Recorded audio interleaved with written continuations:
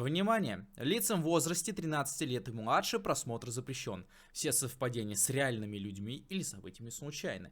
Видео возможно употребление нецензурной лексики и бла-бла-бла-бла-бла. Вы меня поняли. Короче, всем хорошего настроения и приятного просмотра.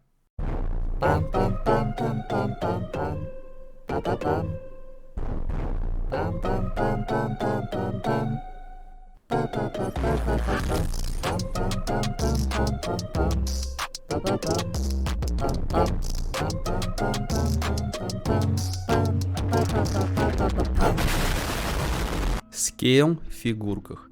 Что ж, всем снова здрасте. Сегодня речь пойдет о очень важной лично для меня теме, которая, благодаря моей натуре, сильно отзывается на моем хобби. Скейл.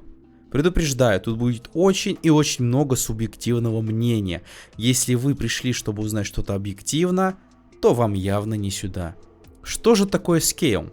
Это размеры фигурки относительно других фигурок. Все еще непонятно? Ладно. Это соотношение размеров фигурок персонажей из одной или нескольких линеек, когда владелец знает хотя бы примерный рост этих самых персонажей. Зачем все это?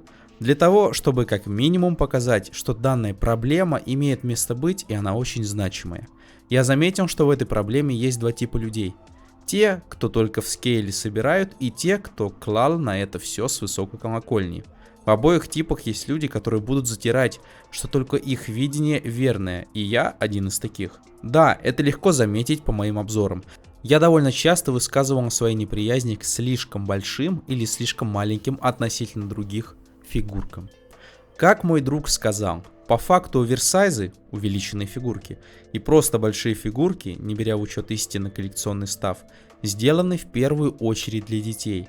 То есть, чтобы им было легче крутить эту фигурку и играться. Я с этой позиции согласен, ведь сам в детстве грезил об огромных для меня фигурках.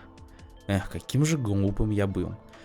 Я лично явление как оверсайз ненавижу. Дело в том, что увеличивая фигурку, производитель очень редко думает о скейле с остальными и увеличивает буквально на рандоме, то есть чтобы было.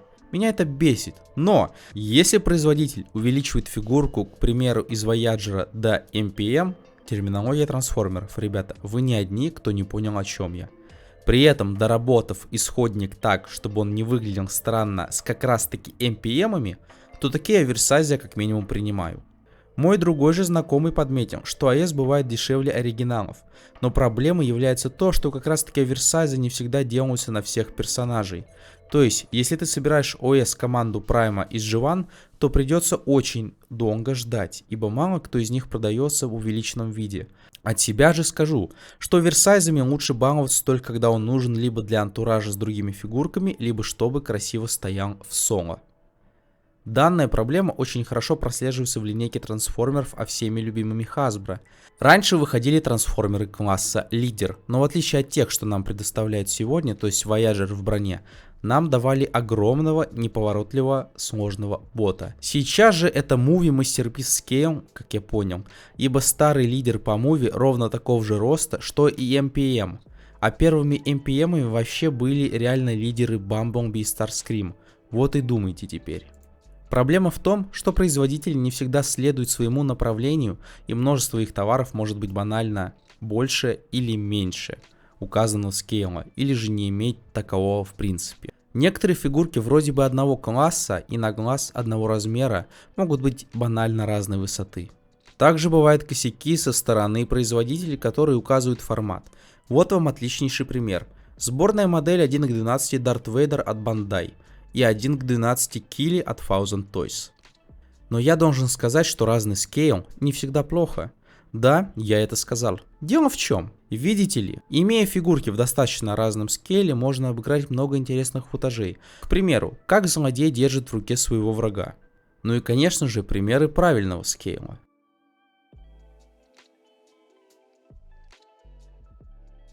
Также должен отметить, что разный скейл делается производителями нарочно. К примеру, чтобы коллекционеры могли собирать как большие, так и небольшие фигурки.